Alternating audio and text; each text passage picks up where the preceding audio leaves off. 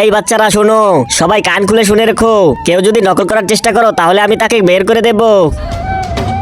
হ্যাঁ, নকল করা তো কেউ আমাকে থামাইতে পারবে না। খালি একবার বাইরে যাব, বাইরে যেয়ে সুন্দর করে নকলগুলো নিয়েই আইসা পড়মু, আর গ্যাসা গ্যাস সবকিছু লেখা দেবো, আর আমি ক্লাসে ফার্স্ট হমু।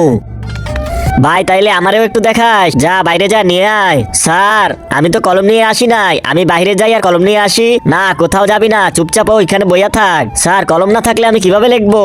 দাঁড়া আইতাছি। এই নে কলম, লেখা হন ধান্দাবাজ। এইবার অন্য একটা বুদ্ধি খাটাইতে হবে, দাঁড়া। স্যার একটু পানি খাওয়া লাগে তো, একটু বাইরে যাবো। না তুই কোথাও যাইতে পারবি না। কি সত্যি পানি খাবি? হ হ, তো দাঁড়া আইতেছি। তারপরও কাউরে একবারও বাইরে যাইতে দিব না।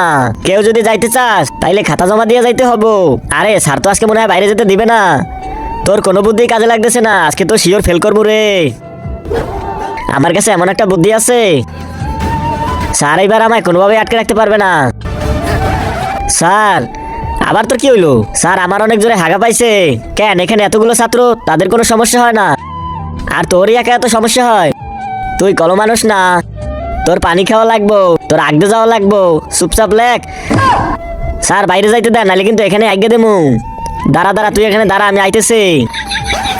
কিন্তু তার আগে তুমি হিন্দু হয়ে থাকলে কমেন্ট করো, আর মুসলমান হয়ে থাকলে লাইক সাবস্ক্রাইব করে দাও। আর আজকে দেখবো কার পাওয়ার বেশি। এবার হাক। वो अलग ही लेवल है बंदा था।